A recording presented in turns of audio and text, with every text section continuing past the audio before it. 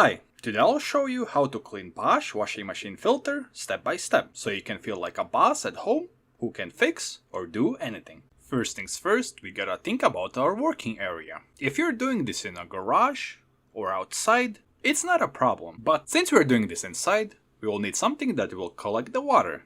In our case, we use the cloth. Then, we just pop the cover, pull out the tube, pop open its lid, and drain the water.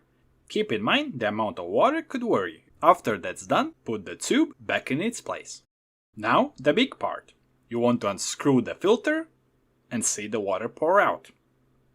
After that's done, we're gonna take the filter fully out and clean it. For this job, it will be nice to have a running water, a bucket, and a toothbrush you borrowed for someone who will not know you used it.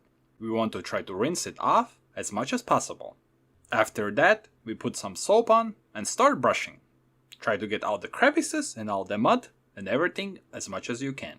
When the filter is cleaned, you want to clean the area of the filter, the inside the hole, and everything you can.